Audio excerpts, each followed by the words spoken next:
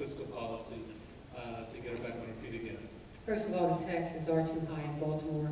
In just the last 2 years of this, or a year and a half of this mayor, we've added 20 additional taxes and fees. I don't know how if we can continue to balance the budget on the backs of the people of the city. Come on now.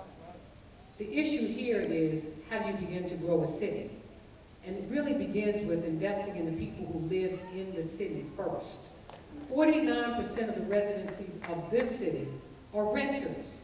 And an average good city, it's 70 to 72% in terms of home ownership. So you begin by investing in the people who live here.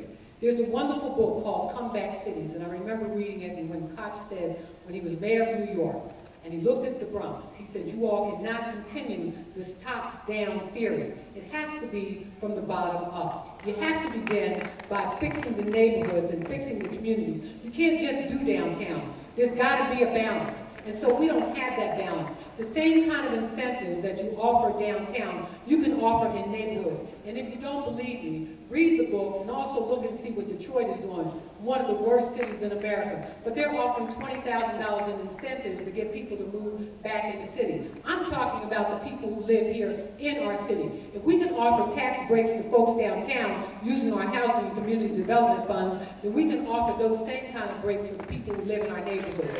In Jacksonville, Florida, the city floated bonds and created its own revenue stream so that it could lend money to people who were below the 38% average income in the city. So that's how you begin. You begin with the people who live in the city first, and then the mayor is the champion for the city. Jobs, jobs, jobs is absolutely correct. But we've got to go out and bring jobs back to Baltimore. We've got to monitor what's taking place at the Board of Estimates. We give hundreds of millions of dollars in contracts every Wednesday at the Board of Estimates, but we don't insist that the people who live in our city get those jobs. As the mayor, I take control of the Board of Estimates, I take control of the revenue streams in our city, and I make it happen for the people who live here first.